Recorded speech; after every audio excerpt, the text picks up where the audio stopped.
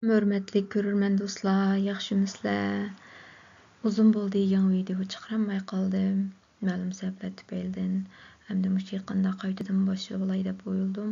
Bu qatimqi videom Qayransman Zamburug haqida bo'lmoqchi. Zamburug to'g'risida gap echib qoldim. Men maxsus mush kasbda o'qimagan.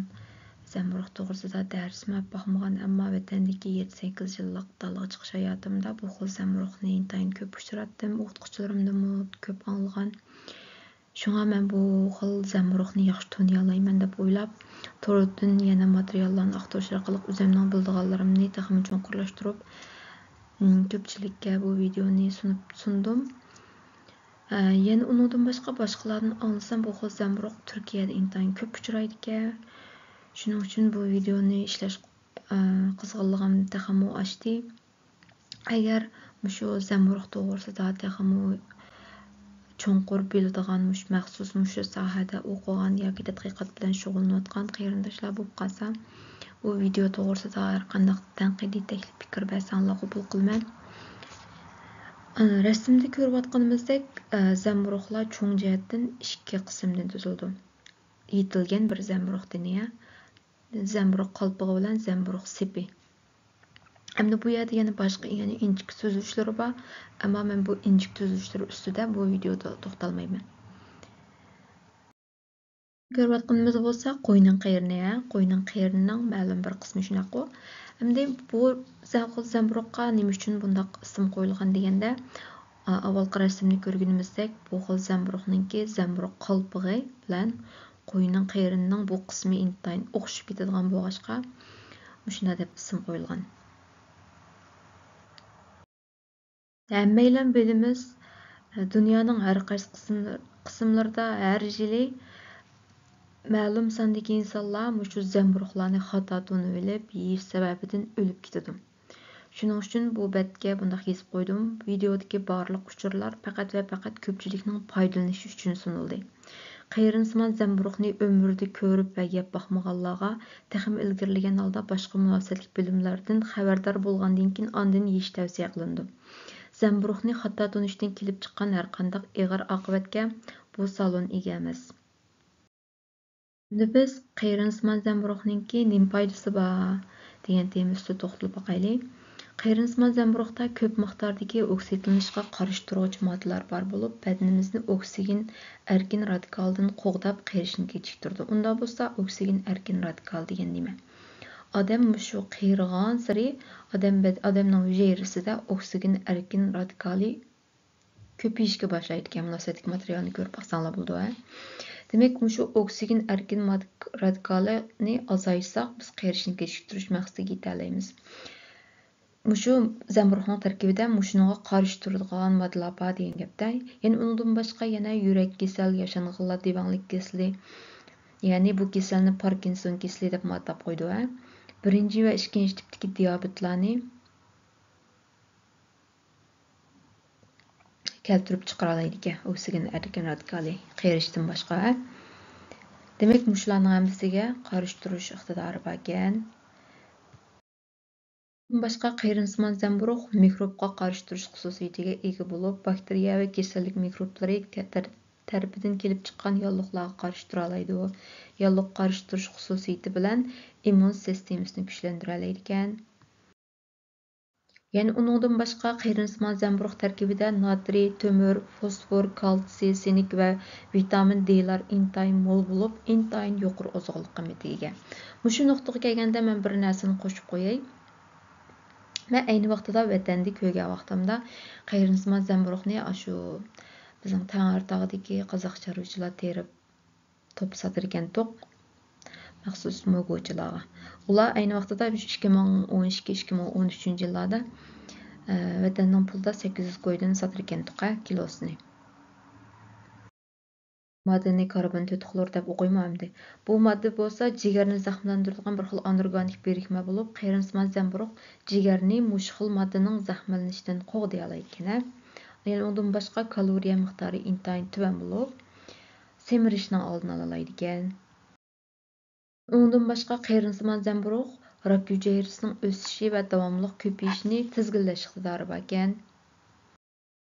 Qeyrinsman zamburug'ninki ziyonliq ta'siri deganda, uni birinchidan pishirmay xom yeyishga bo'lmaydi ekan, ondan bir qitimda jiq yeyilishga bo'lmaydi ekan. Haqiqiy qeyrinsman zamburug'ni to'g'ri tepib yeyish, o'xshib ketadigan boshqa zamburug'larni yeb silishdan qattiq azar aylash kerak. O'xshib ketadigan boshqa zamburug'larni yeb qolganda oshqozon uchayib yaramsizlanish, qusish va boshqa og'ir alomatlar ko'rilishi mumkin. Taxta qeyrinsimon zamburug'ni dala sharoitida qandoq farqlantiramiz? Bu savolga javob berishdan burun biz yeyishga bo'ladigan qeyrinsimon zamburug'ning turlarini bilishimiz kerak. Bu yerga yozib qo'ydim. Bu yerda ikki turini yozib qo'yibdim mana. Ikki turga qarasak, morkella degan urug'dosh nomi, uning keyingi tur nomi. Demak, bir urug'doshga tava bo'lgan ikki turni yeyishga bo'ladi ekan.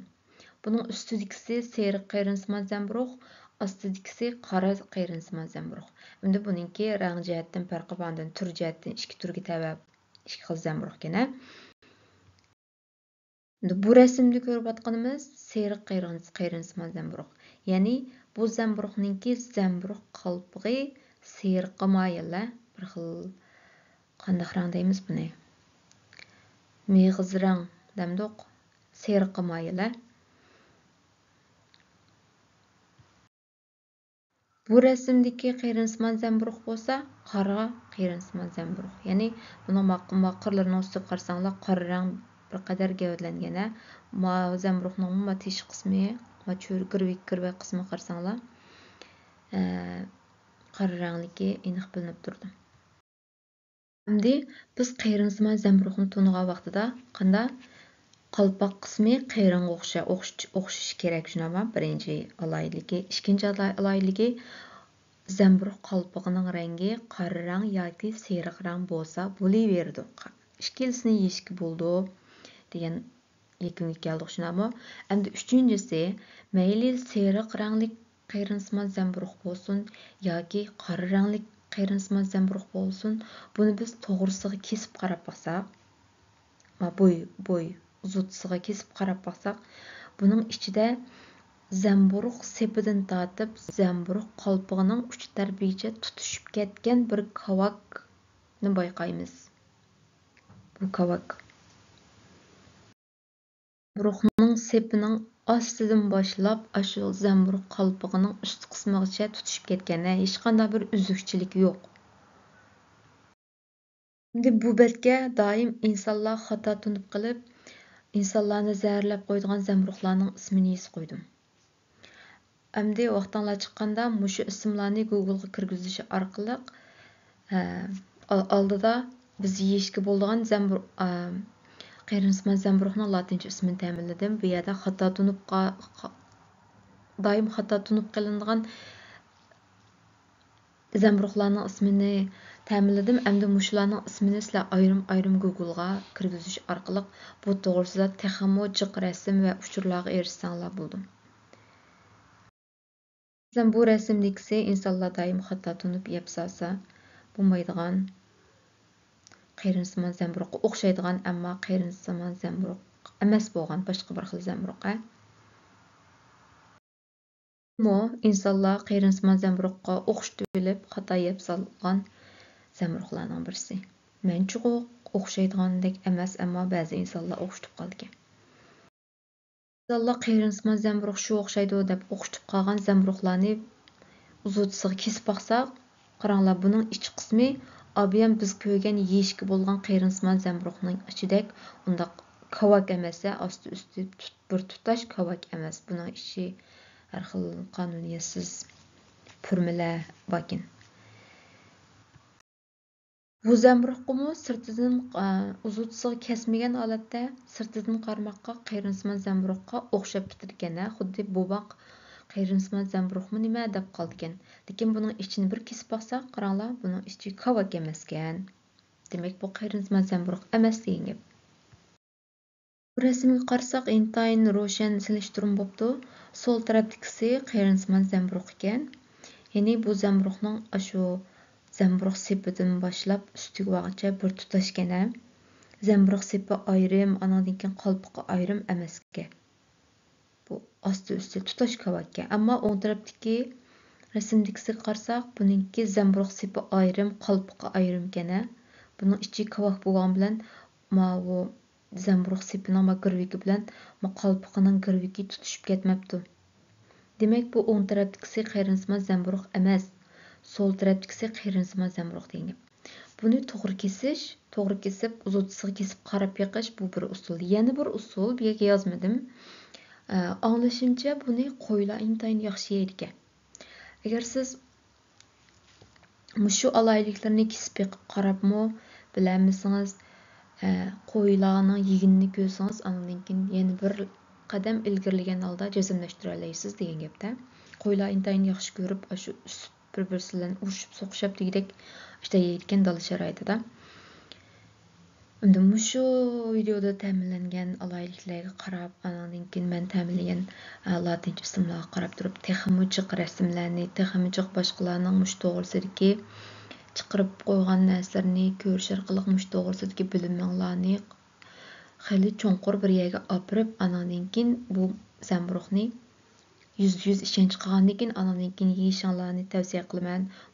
Bu mogoni chalpuchuq ko'rib oliblar, mushu o'xshaydi deblar yeb qolmasliklarini umid qilaman.